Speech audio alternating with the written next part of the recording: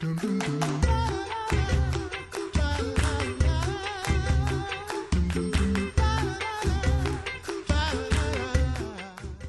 back to the Coffee Hour. I'm Andy Bates. I'm Sarah Gulseth.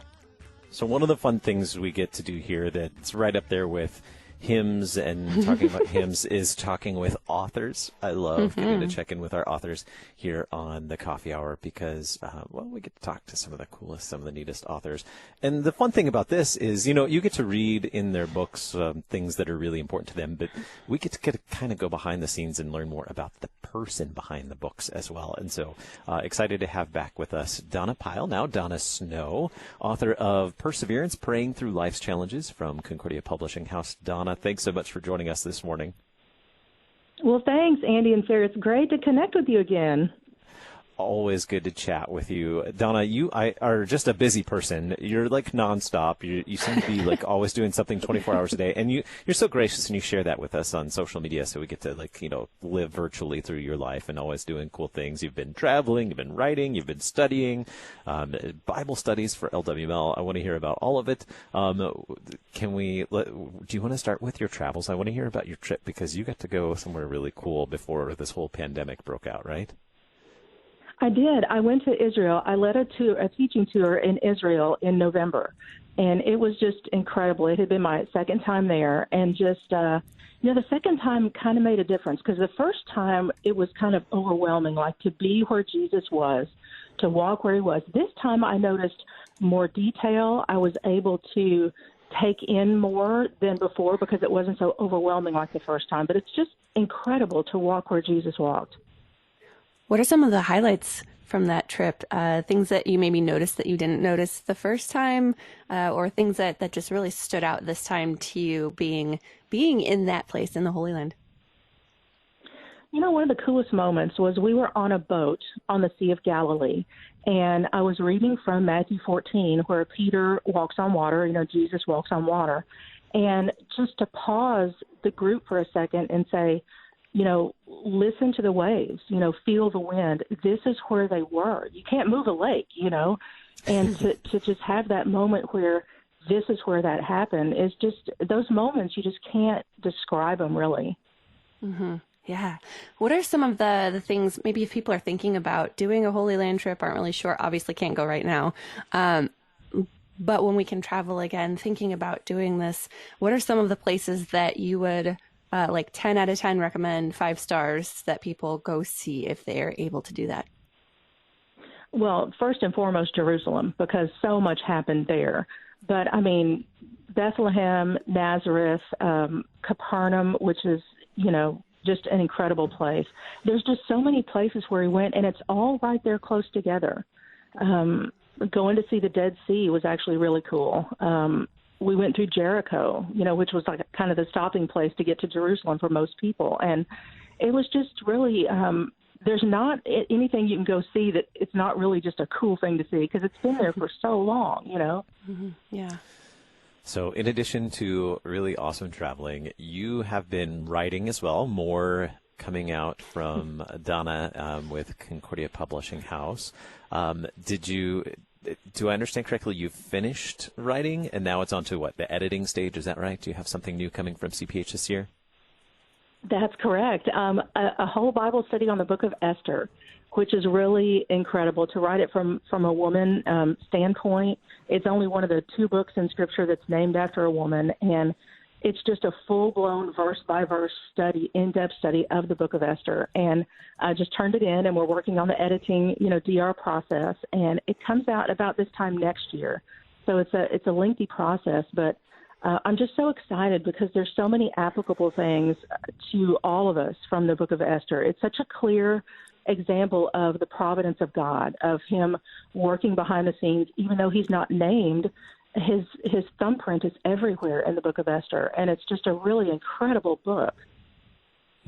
Looking forward to that coming out, and of course we'll have to share it when that is published. But if I remember correctly, I remember this prompted something for you as well when you were working on this. This kind of got you interested in studying a language, right? It did. Studying Hebrew, actually. I'm studying Hebrew. I've got several resources and signed up for some online courses so I can actually hear how things are pronounced because it's so different. I think the challenge in learning Hebrew is that the letters don't even look the same. It's kind of like Chinese or something like that. The A doesn't look like an A, and the sounds are so different. But I really have this longing to read the Bible in the original language as far as the Old Testament, because a lot of times when I'm writing a study, when I learn the actual what a Hebrew word means, a lot of times it changes the trajectory of the entire study because it brings clarity to what a passage means or the context of that passage. And it's just so important to know that. And it'd be nice just to be able to know it instead of having to look everything up all the time, How is that learning going? I don't know, how far along have you gotten? Can you read things yet? No, I can't read things yet. I'm still like learning my letters kind of thing, But, I've learned phrases like toda means thank you. And, just little things like that. But really, I need to learn the letters. I want to skip ahead and be able to speak it tomorrow. But I need to learn the letters to be able to.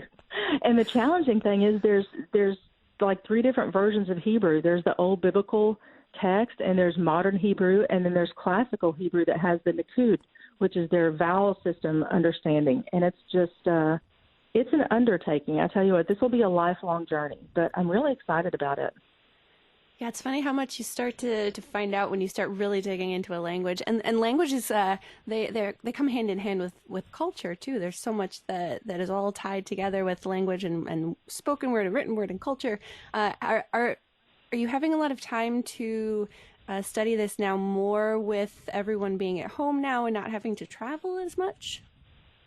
Very much so. That's a great point, Sarah, because there's when you said culture, it just rang a bell because it's an Eastern type culture, which is a different mindset than our Western culture. And when they describe God, as a Western thinker, we think God is omnipotent, omnipresent, all those kind of things, which is wonderful, but it's very cerebral. If you ask a person who speaks Hebrew, a Jewish person, describe God, they're like, God is my, he's my shade, he's my bread. You can actually tangible those things. It's like you can actually picture God as my bread, God is my living water.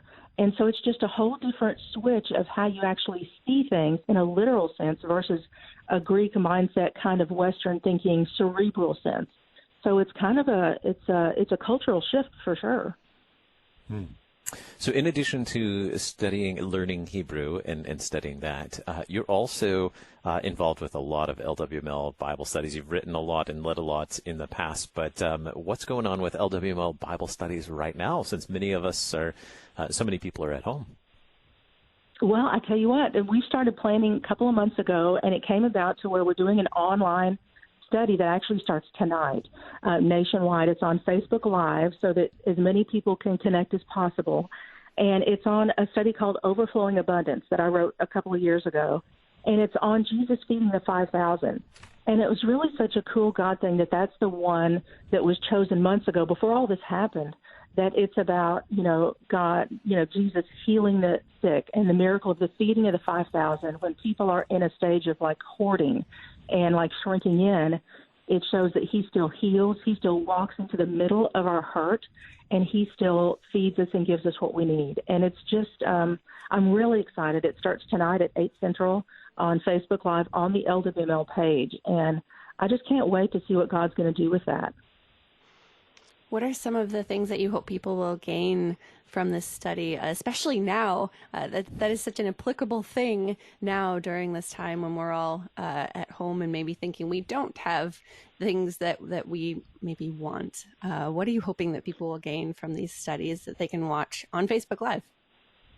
Well, I think 3 things really. One is that Jesus still does walk into the middle of our hurt, because there were thousands of people there that he healed for hours and hours and hours. And that's so applicable to right now that Jesus didn't say, hey, turn the boat around when he saw the crowd on the beach.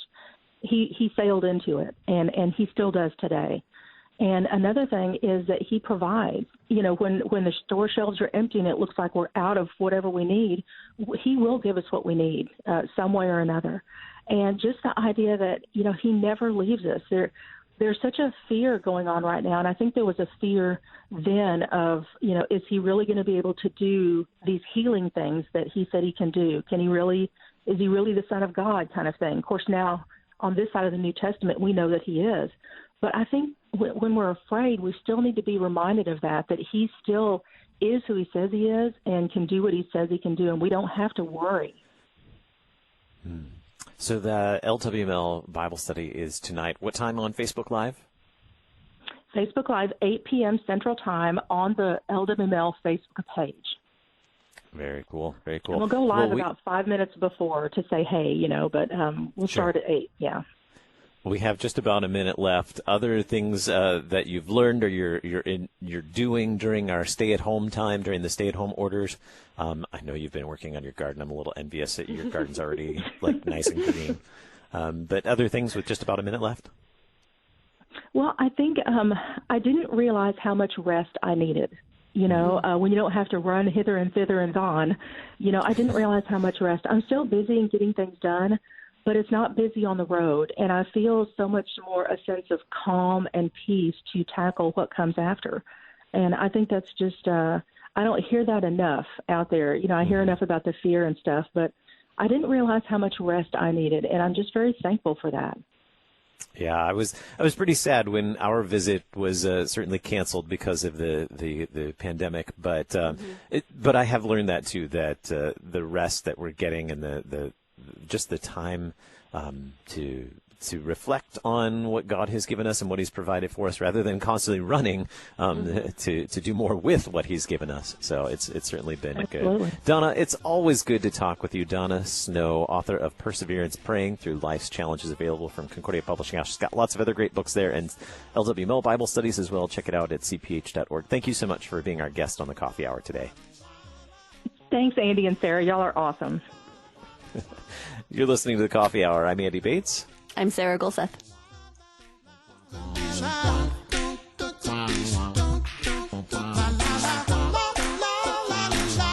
The Coffee Hour with Andy and Sarah is a production of KFUO. To support the Coffee Hour and KFUO Radio, visit KFUO.org. You can also text KFUO to 41444 or send an email to gifts@KFUO.org. And you can call us at 800-844-0524. KFUO. Christ for you, anytime, anywhere.